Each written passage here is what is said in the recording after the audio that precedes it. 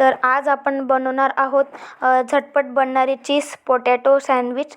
तर सगळ्यात अगोदर ना त्यासाठी ना बटाटे असतात ना ते बॉईल करून घ्यायचे व बॉईल झाल्यानंतर ना त्यांना मॅश करून घ्यायचे। सगळे बटाटे छान प्रकारे मॅश झाल्यानंतर ना गॅसवर कढई ठेवा या तवा ठेवा। त्याच्यानंतर ना त्यात जिरे राई टाका व त्याला चांगलं फ्राय होऊ द्या। त्यानंतर ते छान प्रकारे फ्राय झालं ना त्यानंतर ना त्यात अद्रक लसूणची पेस्ट टाका व तीही छान फ्राय होऊ द्यायची। त्यानंतर ना त्यात बारीक कापलेला कांदा व बारीक कापलेला टमाटर टाकायचा व त्यालाही छान लालसर होऊ द्यायचा व शिजू द्यायचा। ते शिजून झालं ना त्यात चटणी टाका, गरम मसाला टाका, धना पावडर टाका, थोडी हळद टाका व त्याला मिक्स करा व त्याला छान फ्राय होऊ द्या। त्याच्यानंतर ना ते मसाले छान फ्राय झाल्यानंतर ना मॅश केलेले बटाटे टाका व त्यालाही मिक्स करून घ्या छान प्रकारे। ते पूर्ण मसाल्यांमध्ये मिक्स झालं ना त्यात स्वादानुसार नमक टाकायचं, म्हणजे मीठ टाका।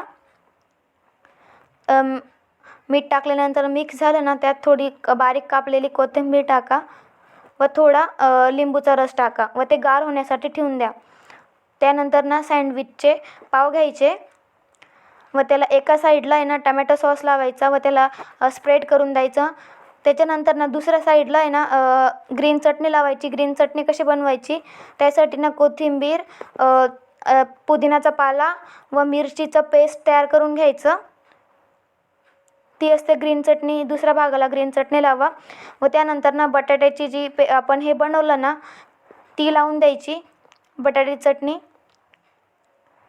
त्यानंतर तुमच्याकडे जेही चीज असेल ना, जसं चीज क्यूब असावं, मोझरेला चीज असो, ते याच्यावर टाकून द्यायचं, छान प्रकारे सगळ्याकडे स्प्रेड करून द्यायचं।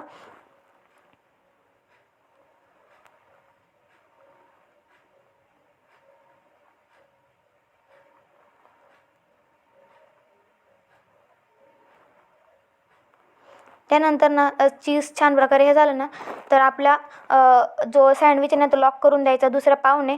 त्यानंतर ना मी तव्यावर बटर लावलं खूप सारं। त्यानंतर ना आपलं सँडविच त्यावर ठेवलं व फ्राय केला व उलटे साईडनं पण ना बटर लावलं व त्यालाही छान फ्राय होऊ दिलं।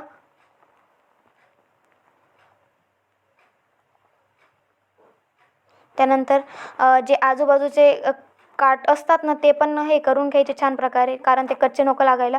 त्यानंतर ते काढून घ्यायचे व त्याला अर्ध्यातून कट करायचे। अशा प्रकारे फ्राय झालेत त्यानंतर त्याला अर्ध्यातून कट करा।